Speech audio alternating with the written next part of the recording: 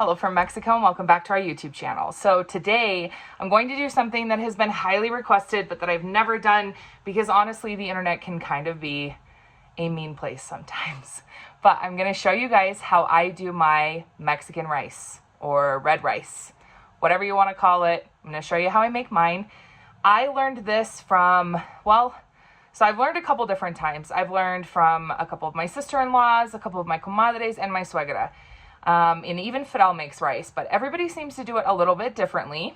And so what I've done is taken all of those times that I've learned this and just kind of found a way that works for me. And it's kind of what you have to do, because when I first started making rice, it would be hit or miss. Sometimes it would work out and sometimes it wouldn't. And so it took me a minute to get a method of cooking it that worked for me every time. So that's what I'm going to show you today. So if you like what you're watching, don't forget to hit the thumbs up button and don't forget to subscribe.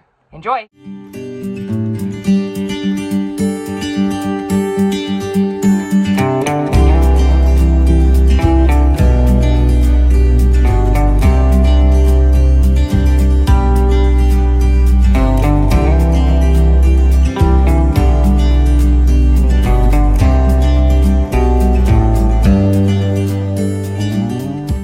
Start out by boiling some water. And yes, I'm using my kettle for this because I feel like it's faster, but you can also do this on the stovetop. Doesn't matter how much water, because you're going to soak your rice in this hot water prior to cooking it. So let's first talk about what you're going to need in order to make your rice. The first thing you're going to need is obviously some rice. Diego went to get me some more from the tienda because as you can see, I'm almost out. This is the cup that I use for it. It's about a cup of rice, I guess. None of my measurements are exact, so you know, do the best that you can. But about a cup of rice is what you're gonna need. You're also going to need a small to medium white onion and 3 to 4 Roma tomatoes. However, I only have 3, so we're gonna roll with 3 today. You're also going to need some nor Suiza or chicken bouillon. This is the one that I use. As you can see, I use this in quite a few recipes, so I do buy it in bulk. You also should use fresh garlic cloves if you have them. I unfortunately am out, so we are going to use garlic powder. Listen, it doesn't make a difference, but if you can use fresh ingredients, you should. Anyway, not garlic salt, garlic powder, so just to be clear on that.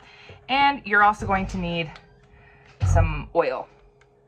Any kind of oil will do. Well, I don't know if it's any kind of oil. I always use vegetable oil, so yeah. And then obviously some water and also some salt. So let's do this. You also need a pan.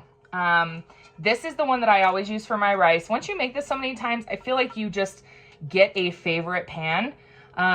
So this is my rice pan. This pan is only rice is made in this. Well, not only rice is made in this pan, but I only make my rice in this pan. So this is my pan. You're going to need a pan that you can top off and also that isn't short like a frying pan. You need it to be a little bit taller. All right, Diego just came through with the rice. So let's move to the next step, which is soaking the rice. Okay, so now I'm going to take this cup of rice. This is how much rice I use. It's about a cup. I just always use this cup. So, and we're gonna add it to this container. Okay, so now we're adding in the hot water so that it can soak. I just cover the rice that I have just like that. And we're gonna let this soak for about 15 to 20 minutes. Just trust the process, don't rush it. Now, while we're waiting for the rice to soak, I'm gonna do my dishes because I have 20 minutes to kill. Okay, so the rice has soaked in water for 20 minutes and now I have strained it. I did push all the excess water out of it with a rubber spatula while it was in the strainer, trying to get as much of the water out as possible, and now we're going to fry it. Okay, now I'm heating up about 3 tablespoons, give or take, of oil on the stove in my pan, and then we're going to add the rice to it when it's hot, and we're going to fry it until golden brown. When you're frying your rice, make sure that you're moving it continuously so that it doesn't burn.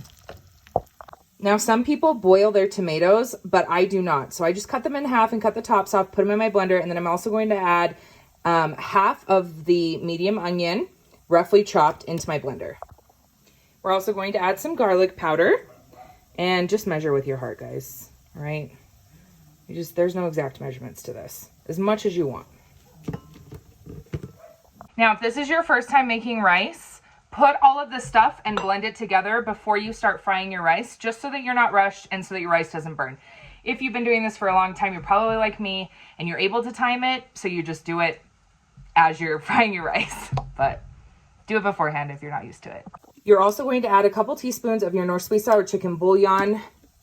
Like I said in the beginning, I don't have exact measurements for this, so measure with your heart. And at this point, you can add a little bit of salt as well, but that's your preference. Now, whatever container or cup you used to measure out your rice, you're going to use that exact same cup, and you're going to add 2 of those cups of water into your blender so that you can blend it all together. Whatever cup you use, just use the same one and put 2 of those of water in your blender. So now this is all blended up. We're gonna finish frying the rice, and then we're gonna add it all together and finish cooking.